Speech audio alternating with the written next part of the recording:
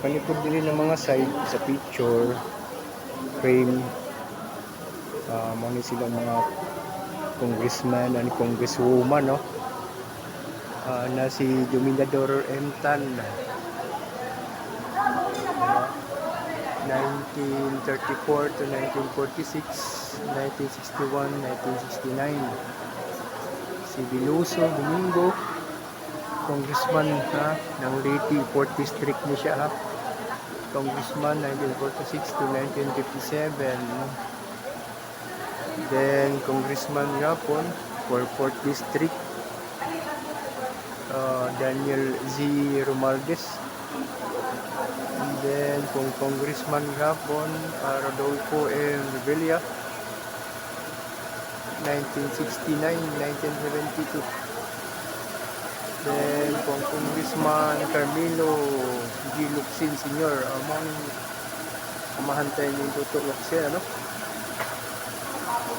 1957 to 1998. Then congresswoman Victoria Locsin, 1998 to 2001.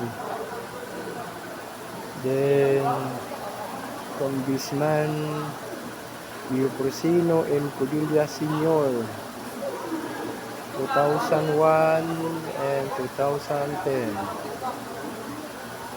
Lucy Torres Gomez, congresswoman for 4th District, 2010, 2022. Mauni sila ang mga congresswoman and congressman of 4th District. Yung mga picture.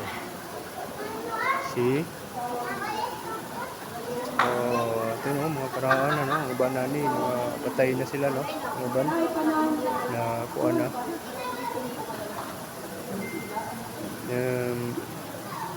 Mga veterano ni uban na ni.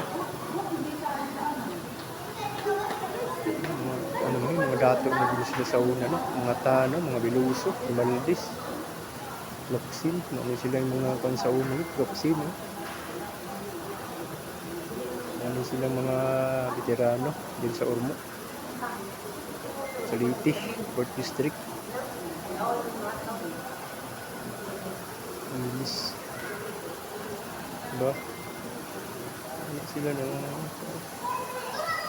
naani sila sa himutang sa City Hall, sa dayon ng sulod, sa likod entrance, nakapusti lang yung mga picture.